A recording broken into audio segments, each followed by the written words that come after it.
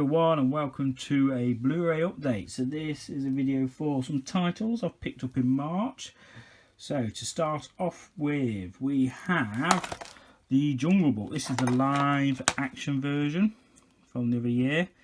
This one, currently in the UK, there is a offer on Disney. They do it a couple times a year, so I think it's 2 for $15 on Blu-ray. So yeah, Jungle Book, looking forward to seeing this one. Not a huge Jungle Book fan of the original animation, but a friend recommended this one, so it's quite a good watch. So yeah, looking forward to giving that one a watch. Second up is the sequel to the excellent Finding Nemo, probably my favourite Pixar movie. Yeah, I think I'll go Finding Nemo. And it is Finding Dory, so always it's got a high pedestal to live up to, but I found it enjoyable. It was a good watch. Nowhere near a patch on Finding Nemo. I don't think it ever would be. But yeah, some good laugh out loud moments. Even my daughter really enjoyed this, which was good to watch with her. But yeah, some good bits. I really like the seals or sea lions. They're really funny in this. So for a sequel, you know what Disney are like with sequels. They're not always great, but this one, yeah, it's a good watch. So I recommend it. And Hank, I think it's Hank the octopus, hilarious. So yeah, that's Finding Dory. Next up is a John Carpenter movie. I wanted to upgrade. I already had this on Blu-ray. I had a German import, and then when I found out Indicator Films, is it Indicator? Powerhouse Films on the Indicator label. I don't know which one's which. But yeah, announced that they were releasing Vampires and Ghost of Mars. I was really excited. Not upgraded my Ghost of Mars, because to be honest it's not a great film, and I'll stick with I think it's a Spanish or French import. But anyway, this is Vampires. Lovely artwork. They do reversible artwork. This is the obviously reverse, otherwise it'd have the age rating on. Great special features here. It's limited to 4,000 copies. The only thing I'd say with this release and the Ghost of Mars release, which really annoys me, is you'll see here, if you can see, there's an interview with John Carpenter here, part 1. Part 2, to complete the interview, is on the Ghost of Mars Blu-ray release. So that's really fucking annoying for me, because I'm not actually going to get to listen to the whole interview, or sorry, watch the whole interview, because I'm not going to pick up the other release unless it comes down really cheap in price. Because currently I think they're about $14.99. I won't pick it up. So that's really annoying, for collectors like myself who pay, good money for a decent release, especially for an early, quite a new label. The fact that they've split over special features. But anyway, Carpenter's Mars, great film. Carpenter's Mars, John Carpenter's Vampires, really good film with James Woods in the lead role here. Yeah, really recommend this. Really good Carpenter flick here. Next up is an 88 film slasher classic, Mountaintop Motel Massacre. This one comes with a slip case, or slip cover, whatever you want to call it. It's a numbered edition. They had an offer on the first 333 copies, I think it was. Got it for a certain price, so I thought I'd give this one a whirl. Kind of hit and miss with these slasher classics. Some are really good, some are really poor, to be fair. And, so I've not got them all, but yeah, this was the one I recently picked up. Still sealed, so not had a chance to check this one out, but it does look a bit freaky. Yeah, so Mountaintop Motel Massacre sounds absolutely awful, so it sounds right up my street. Okay, next up is a Dario Argento movie I've been wanting for a while, and that's Suspiria. Not seen this one. This is probably one of his most famous and mainly highly regarded movie. Now, pre-ordered, bit of story here. Pre-ordered this on Amazon, and it took after 3 months, it never shipped. So I cancelled my order, and it was going, I don't know if it was out of print, but it was going for stupid money on eBay. Then I randomly checked back like 4 months after I ordered it on Amazon, and they had it for £14, so I jumped on it. I hope Arrow do another release of this, because they seem to be re-releasing a lot of Argento movies. But anyway, Suspiria, not seen this one, but like I said, this is probably one of his most famous movies, so I'm looking forward to watching this and seeing what all the fuss is about. So yeah, Suspiria. Next up is a double dip, and that is the Mad Max Fury Road. Fantastic movie. Don't need to say much more about it. I bought it because I wanted a steelbook version of this film. It's one of my favourite action movies of the past few years, and they initially didn't do a UK steelbook release. So when I saw this was announced by Zavi, I thought I'd jump on it. And it's also includes the black and chrome edition, which looks really nice in black and white. I really do like watching black and white movies in HD. I know you can turn your TV settings down, but I'm too lazy to do that, rather just put the disc in. So yeah, fantastic steelbook with some embossing there. Yeah, Mad Max. Next up is a real gem, real surprise to me, and that's Jude Law in Black Sea.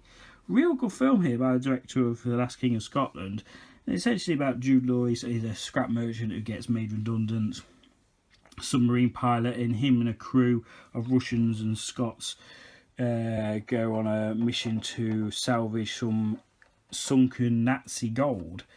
And for some reason, I thought it was great. Well, really well acted. Some real classic characters in here. Really enjoyable film. Love the undersea parts of the movie. Real tense. Really, I found it on the edge of your seat tense. Thriller, this one. Yeah, really recommend this one. You can pick it up cheap, and I think it's in 2 for $10 on Amazon. You get a digital code with it as well. So yeah, really pleasantly surprised with Black Sea. So really recommend it if people haven't seen it. Definitely recommend giving that one a go.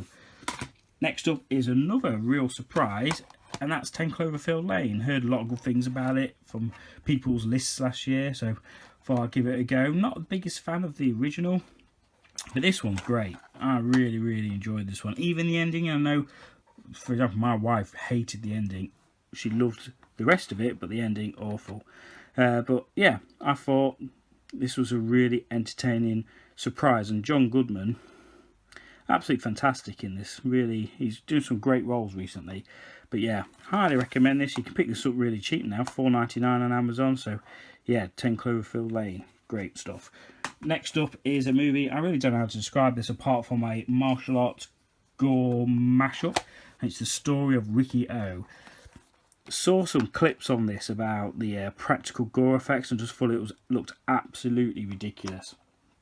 So I'm a fan of over-the-top gore and martial arts. I thought this sounds quite intriguing. And again, I think it's based on a manga series, and it's just a mess. It's a pleasant mess. You know, it's not a great movie, but for what it is, it's just a good, stupid ride. This is the sort of film you watch with your mates, have some beers, and just laugh at it. There's really no storyline, but I just find it over the top gore. Yeah, so if you want something a bit different, which is certainly this, I highly recommend picking it up. Next up is Planet Earth 2. I'm a big fan of the BBC documentary, is that what you want to call it? But Blu Ray releases such as Planet Earth, Life, Africa, things like that. And this is what I believe Blu Ray's made for. Shows like this. This is only a 6-episode release. The only one I've not seen, I think, is the last episode called Cities.